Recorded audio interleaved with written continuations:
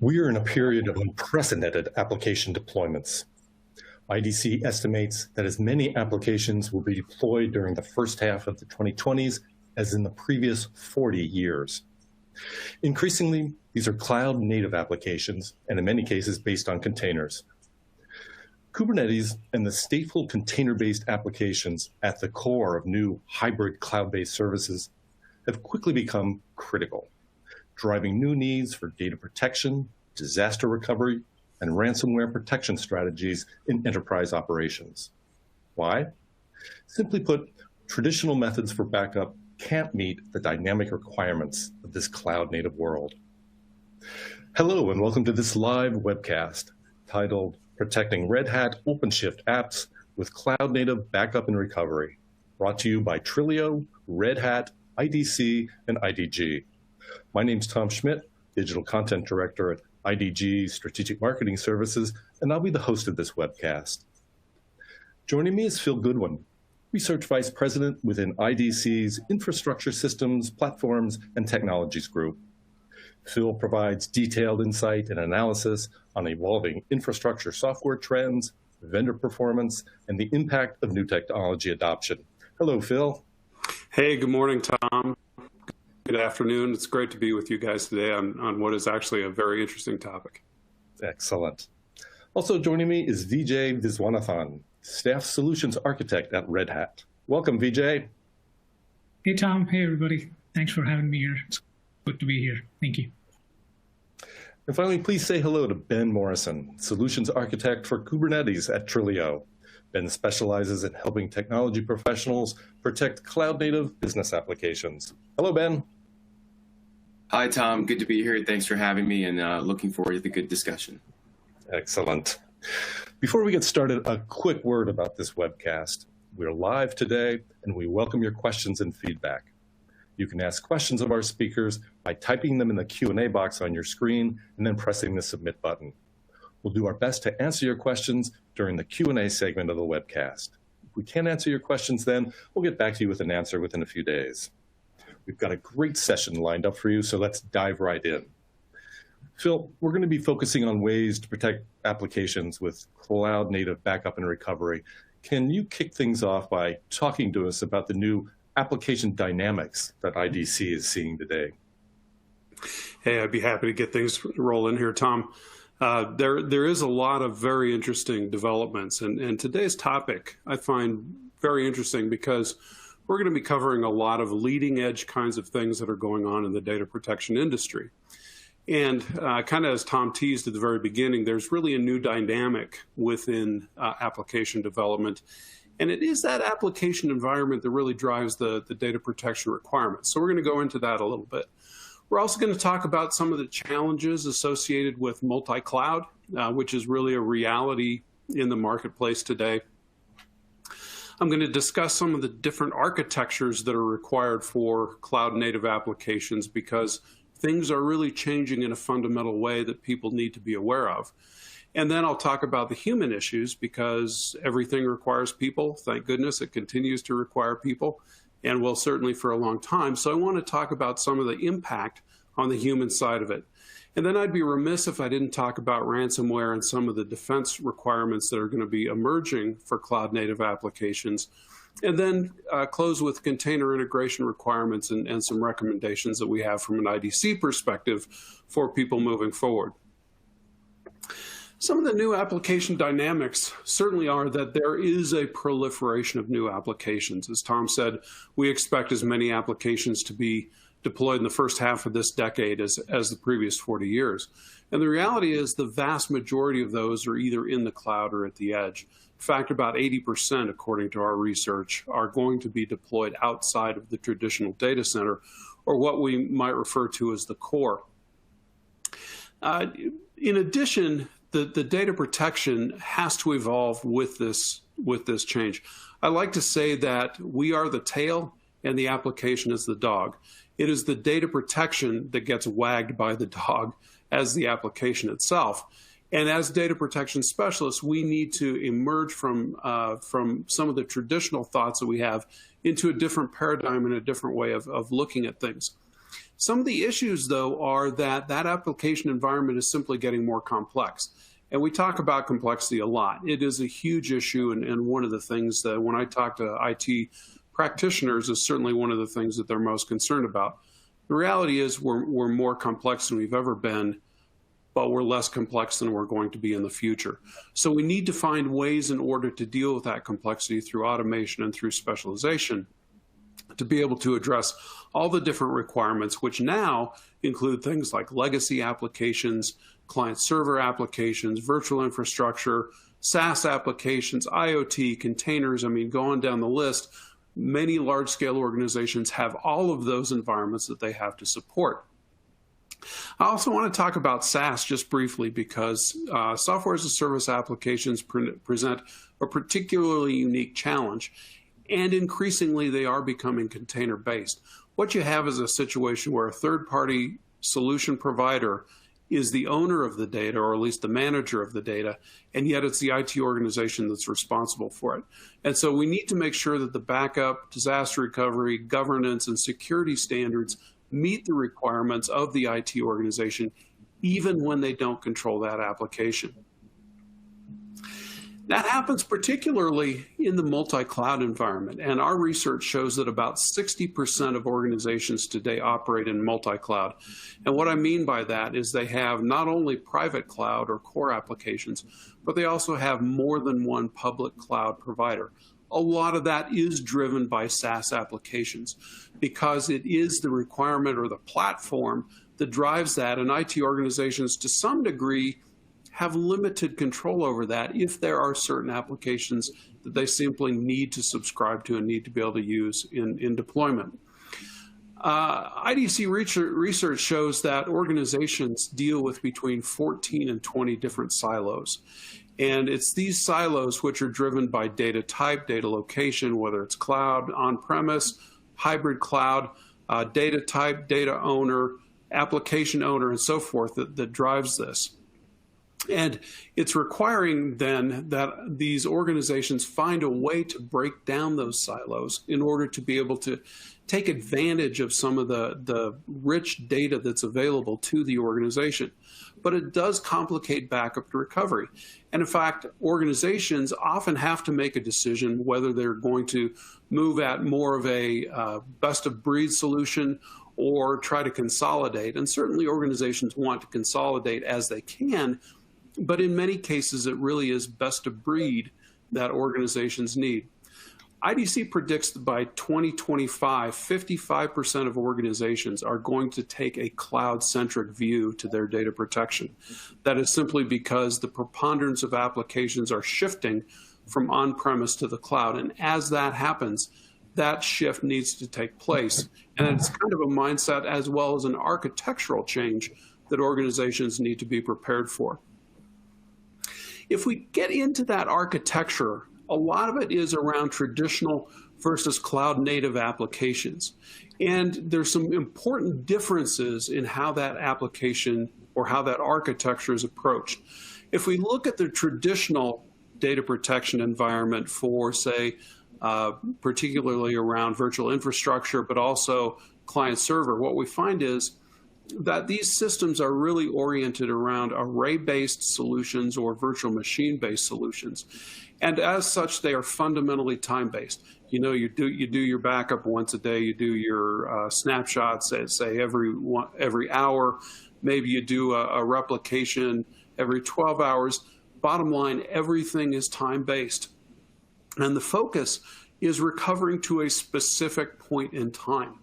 So as we move from that time-based type of architecture to a cloud-native architecture, there's some important differences. First of all, containers and the applications with them are very application-oriented.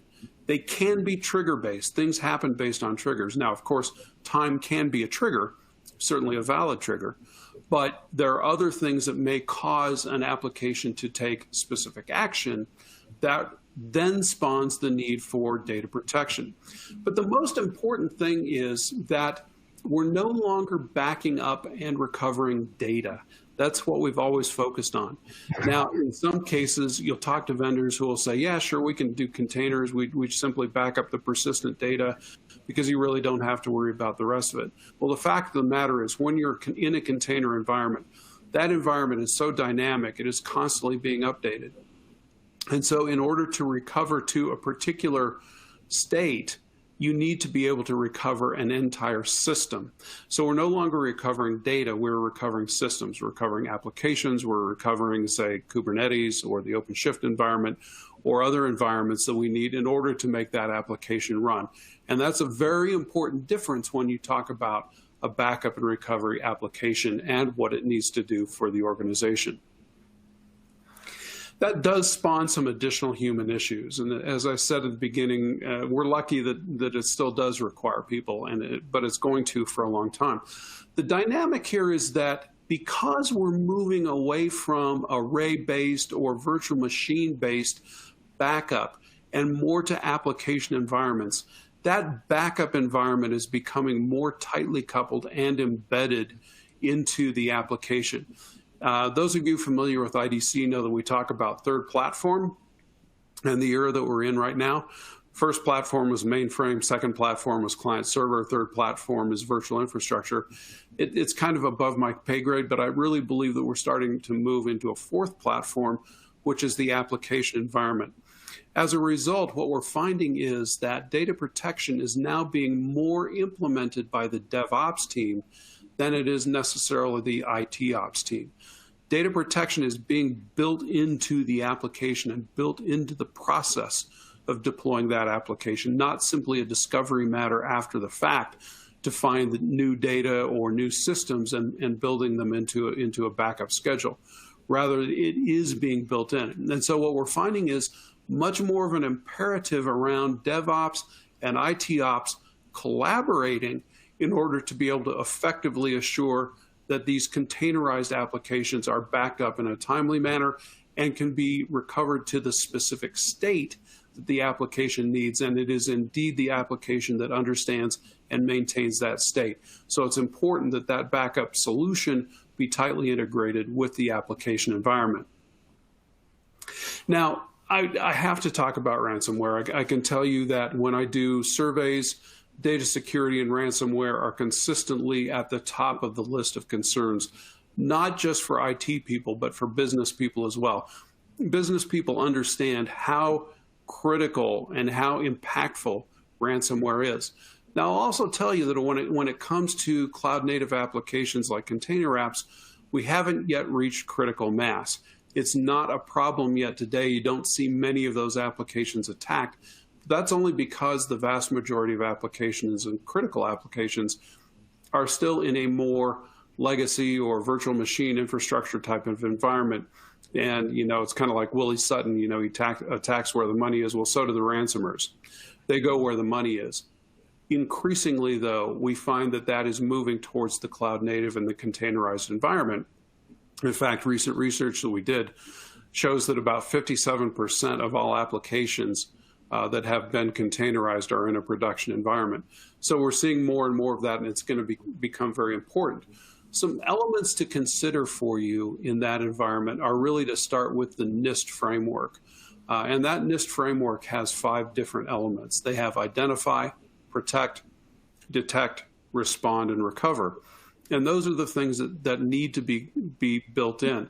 Certainly protect and respond and recover are things that are directly impacted by backup and recovery environments. In fact, those are the 3 key pillars to it. In order to support those pillars, there are certain areas that we recommend as best practices. One is encryption. Encryption at rest and in flight is becoming the requirement, really, even though there are implications for performance.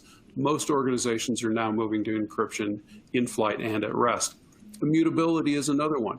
You have to be able to have a copy that the bad guys can't change in order to assure that you can recover from the data or recover the data and the environment. Fourth is multi-factor authentication, and increasingly that's moving to 2-person authentication. If you're familiar with financial management principles, you know that having 2 people required to do many financial transactions as a requirement. And that's because collusion tends to significantly reduce, or the requirement for collusion significantly reduces actual collusion. And so having two people required to do things like change encryption or change immutable copies or delete data and things like that are becoming much more the standard and the best practice to preventing both insider threats as well as external bad actors.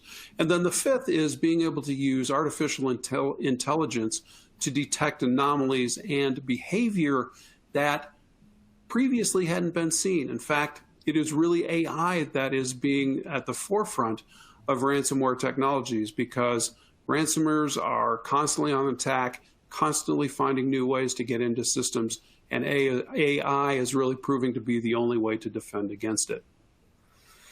When you get into containers environment, I think there are a few things that you need to be aware of. First of all, tight platform integration is key, because, as I said, you are recovering systems, whether that's Kubernetes, Red Hat, Tanzu, HP Esmeralda, and certainly others. SUSE Rancher is another one that's probably worth mentioning. And that integration extends to the infrastructure as code. So in other words, things like GitOps, who can take the YAML files through the repository and do the rollout, not as we would traditionally do in a traditional architecture, but to rather go through that containerized management framework and platform in order to appropriately roll out changes. And because of this, it is that application development that I talked about that is the coordination between the DevOps and the IT Ops teams. So going forward, there are a few things that we recommend from an IDC perspective. Certainly plan proactively. I can tell you that many of the DevOps teams that I talk to really haven't been savvy in the past to data protection requirements, but are becoming increasingly so and are understanding it better and better. But the DevOps team does need to be educated for these things. Second of all, look for that solution that has tight integration with the containerized environment that you're dealing with.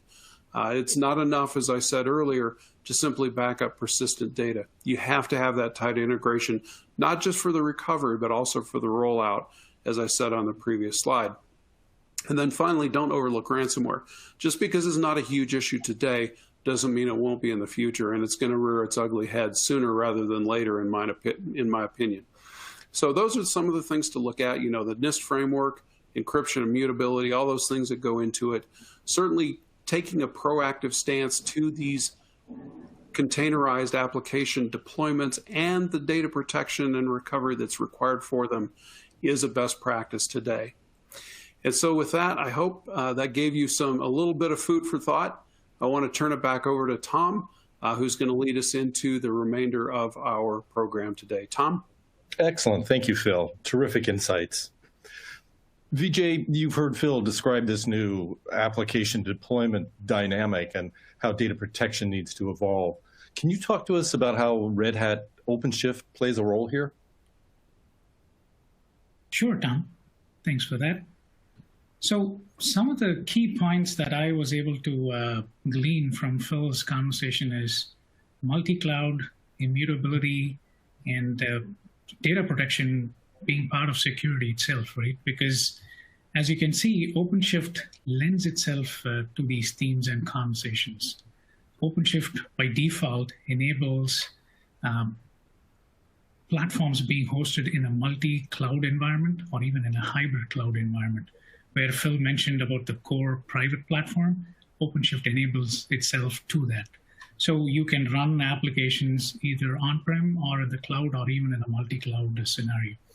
And if you can look at this particular picture, it provides an insight into what sort of applications that are typically run on a platform like OpenShift. You can do a lift and shift model where you can bring in your legacy applications on top of OpenShift. Or typically our customers create cloud native applications, and that they could do that in a variety of software frameworks that are available.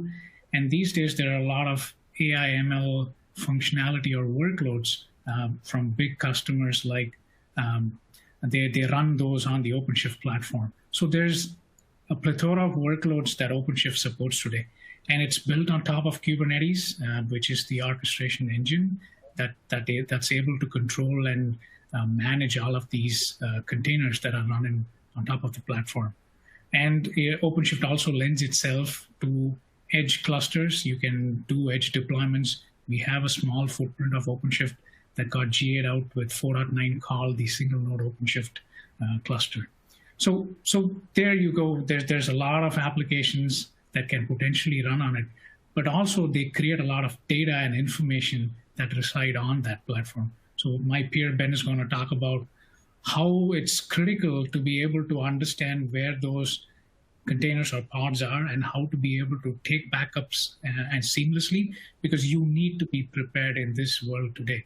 And just a day or a couple of days ago, AWS had another outage, right? So you never know when those things are going to be happening, and we got to be prepared to be able to have that key information, which is data, and it cannot come as an afterthought. It has to be built into the way we actually build these applications and deploy them and maintain them, so that it provides us with the capability saying if something goes wrong, how I can bring it back to that particular state, not just based on time, but actually that application state or a suite of applications state, to be able to bring the business back to where it should be and avoid any drift with respect to SLAs. So the OpenShift container platform, again, talks to or has this capability which provides all of the actors in an IT environment with respect to, say, for instance, the operational folks, the developers, and when they communicate together and create this DevOps environment amongst them, right? Because an application begins its life in a development stage, and then it has to traverse all the way up to production. And there are numerous things that happen, because it's not just one application. It could be a suite of applications that create a business functionality that needs to go on to production. And at various points during this entire life cycle, OpenShift provides a lot of capabilities with respect to tooling for developers. And then also Red Hat provides something called as the universal base images, on which you can build your applications, because you're getting those container base images from a single source of truth, which enables you to take that, put your applications on top, and then move them across the environments to be able to get to production faster. But during all of these times, understanding how to build security and data production into or weave them into this pipeline where these applications are moving is absolutely key for us to be able to do that. So with that, I'll hand it back over to Tom for the rest of this presentation. Excellent. Thank you, Vijay. Ben, tell us how Trulio fits in this multi-cloud environment. Absolutely, Tom. Thank you. And thank you to Phil and Vijay for your insight here beforehand. I think what we're going to see from Trulio Vault for Kubernetes is a lot of the challenges that have been talked about so far today is something that Trulio can solve in various ways. And so for first and foremost, I know Phil originally talked about application-oriented, or using our language, application-centric backups, and that's really what Trulio Vault for Kubernetes is built to do. Granted, with TVK, you can do a backup of an entire cluster if you wish, all of the infrastructure and the etcd, but that's not normally what we recommend, because you have to focus on the workload level. It's so easy to spin up new clusters if you need to, especially with OCP. I've done it many times. But once that new cluster is spun up, you want to get your workloads and your applications back exactly in the state that they were in before. So in order to do that, with Trulio Vault for Kubernetes at least, you can select those workloads or those applications based on Helm, operator, labels, or namespaces. And so as Vijay was saying, the complexities of all those objects associated with your application can get to be quite intricate and get to be a lot. And so when you can just simply select the Helm chart used to deploy that application, or the operator used to deploy that application, you're not just backing up all of the objects of the application itself, but you're actually backing up that Helm chart or backing up that operator and all of its custom resources to essentially ensure that when you do recover that application to another namespace or another cluster entirely that is running exactly in the state that I was in before. Another note on this, just as I alluded to before, not only are we backing up the data in those persistent volumes, but you're able to back up the metadata as well in all of those Kubernetes objects to make sure your application's up and running. When it comes to being native to Kubernetes, Trulio Vault for Kubernetes is actually packaged as an operator and then deploys custom resource definitions directly into your Kubernetes API of your cluster. And so what that means is you can simply use CLI commands such as kubectl get backups, kubectl get restores, just like you would with pods. And the same goes for OC commands as well with OpenShift, OC get backups, OC get restores. So not only is this convenient for having its own CLI, but it also means that in order to interact with TVK, you simply need to connect to the Kubernetes API. There's no additional API needed for any of those third-party tools, which adds to a little bit less maintenance that you have to deal with on your end. We're an enterprise class and solution and compatible with ecosystem tooling within Kubernetes. For the enterprise class piece, there's a variety of benefits you get with TVK. We have built-in hooks, documentation on hooks, and easy inputs of those hooks into YAML files or in the management console itself. Restore transforms are essentially how you can recover an application across two different clusters, even if those clusters are built in different clouds or even different distributions. If two clusters are using different storage classes, for example, you can use this restore transform to tell an application to use storage class 2 instead of storage class 1 as it was using before. And that's before it's even restored into the cluster. And then with ecosystem tooling, again, any of those third-party tools that you want to use for monitoring or logging of your backups and restores, you can use with Trulio. You would just connect directly to that Kubernetes API. Two examples would just be here Prometheus and Grafana. A pretty common use cases. Also, FluentD would be one to monitor logging. So whatever monitoring and logging tools work for you, you can work with Trulio as well. Easy to try and install if you wanted to give Trulio a try on your OCP cluster. Especially with OCP, it's very easy to go into that operator hub and download and start a free trial. There's also a basic edition, which is up to 10 nodes or 20 CPUs. And then, of course, that enterprise edition with premium support. We have a management console for easy click-driven workflows. And so that is if you are not a CLI user, if you'd prefer to use that management console, you can. I'll also speak here, it's not listed here, but I heard Phil and Vijay talk a bit about multi-tenancy as well and how we're seeing a move to DevOps more taking the reins, where DevOps and IT Ops both collaborating together when it comes to the backups of their applications. And so we also have multi-tenancy there for the CLI and the UI. And then last piece here, infrastructure compatibility and certifications. You can take a look at some of our infrastructure compatibility and documentation if you have more interest, but I'll talk to those certifications. Our first certification we ever got was with Red Hat in the Operator Hub, as well as with IBM.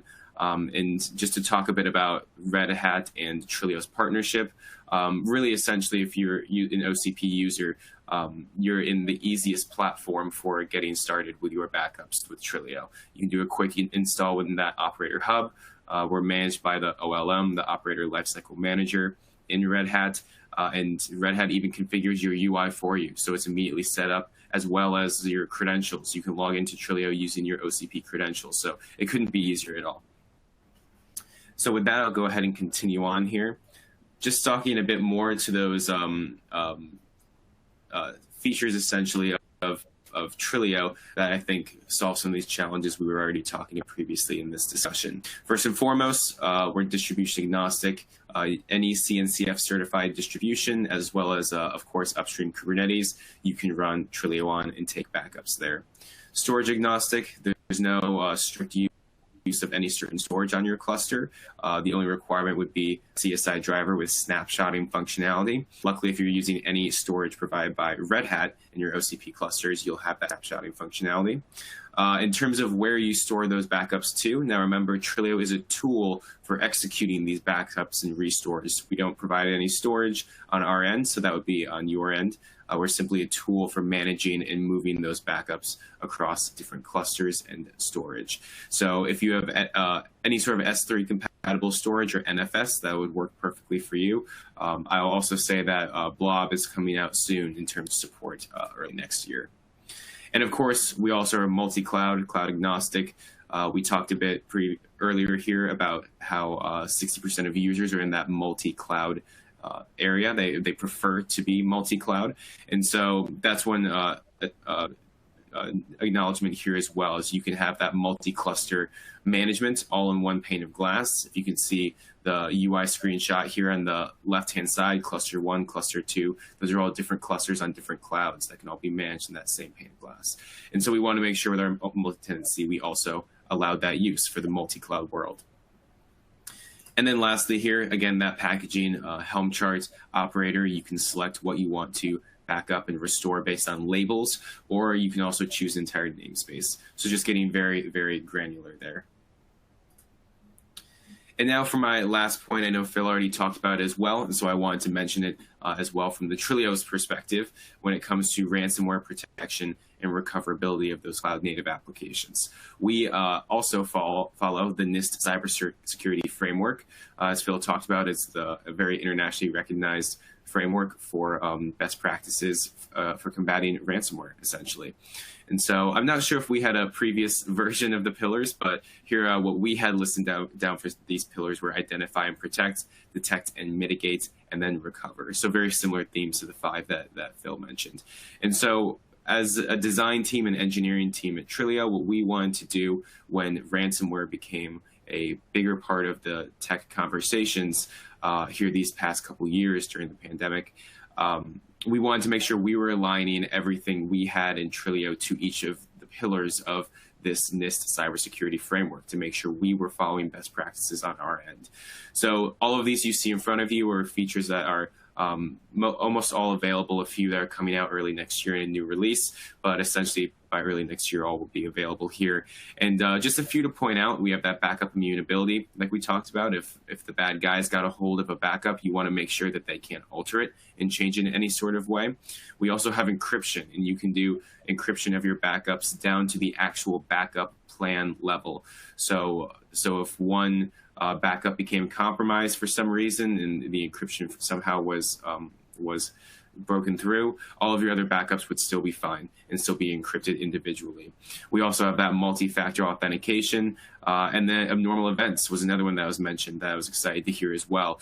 From the Trulio perspective, how something like abnormal events would work is as Trulio's taking that schedule of backups, let's say every single day, Trulio looks at the changes in data that have occurred from one day to the next. And so if one day that change is significantly higher, many times larger than it was the day before, that's an abnormal event. And we now know that it's possible that someone might have gotten into the system and encrypted that data, because when that encryption occurs, that means there's going to be a much larger change in data because all the data is changed, of course.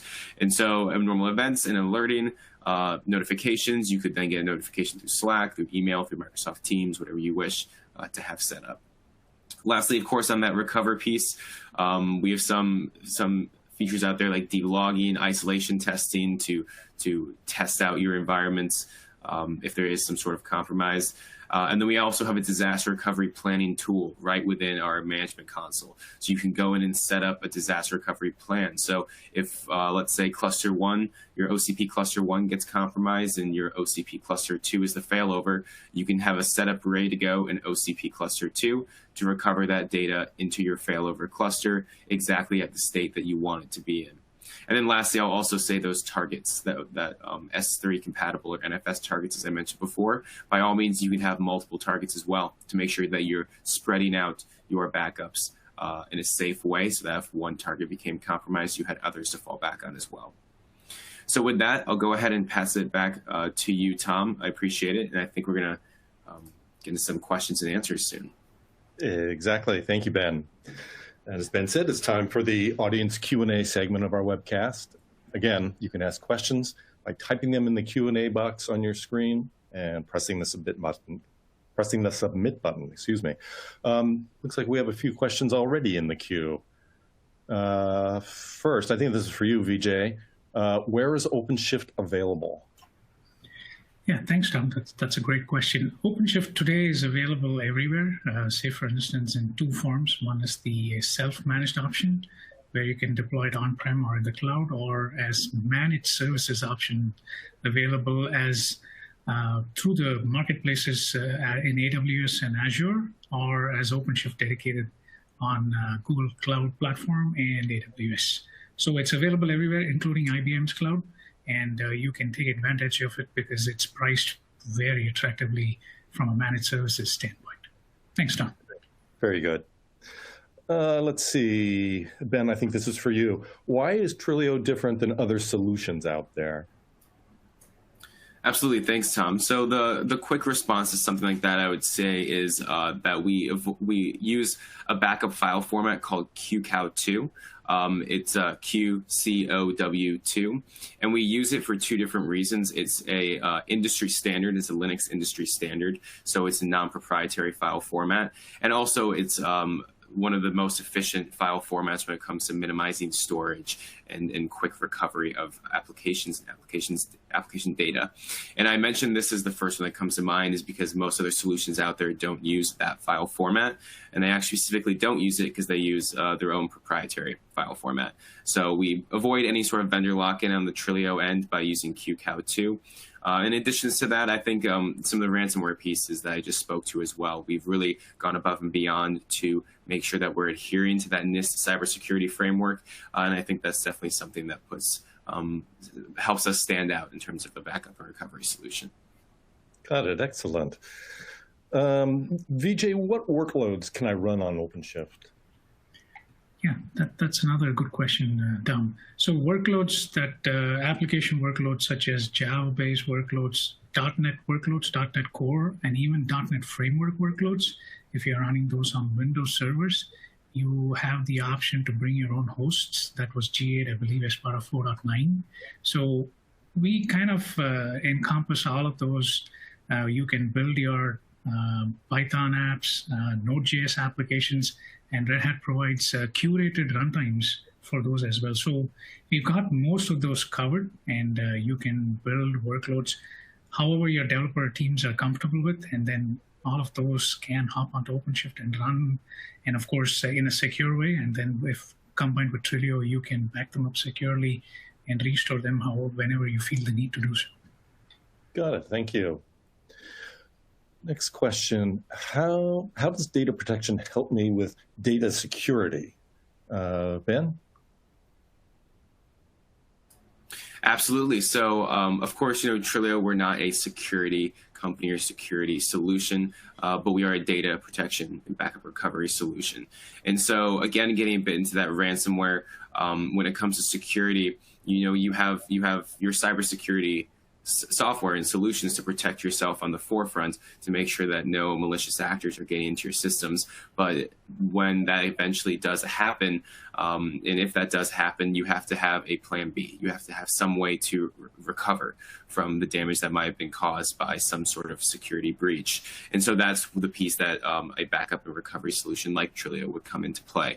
That, again, gets back to that NIST cybersecurity framework in terms of making sure we're following best practices. But a huge part of security in my mind and our minds here at Trulio is having that backup and recovery piece. To us, it's not just nice to have, but it's absolutely needs to have. Very good. I think we have time for one more question. What are the benefits of running Trulio Vault for Kubernetes on OpenShift? Ben, I think that's you again.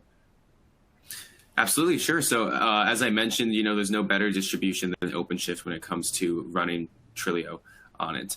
The reason why is because we have a lot of really deep integration. We're managed by the Red Hat Operator Lifecycle Manager for those seamless upgrades and operator management. Also, as I mentioned, there's a one-click install right in the Operator Hub. It sets up the management console for you, so you can then just simply find the link in the routes and OCP, and it'll be set up. And beyond that, OpenShift Data Foundation. We are certified with ODF, and if you have ODF, and you should, in your OpenShift cluster, then you'll have compatibility with Trulio right out of the box. So a lot of great integrations that we have with Trulio and OpenShift. Excellent. Well, that's about all the time we have for today's webcast. I want to give a big thanks to our speakers, Phil Goodwin of IDC, Vijay Viswanathan of Red Hat, and Ben Morrison of Trulio for sharing their expertise and insights with us. And thanks especially to you, our viewers, for tuning in. Please be sure to check out the resources section on your console for links to some valuable Trulio and Red Hat resources. Also, if we weren't able to answer your question in our session, we'll get back to you with an answer within a few days. For Trulio, Red Hat, IDC, and IDG, I'm Tom Schmidt.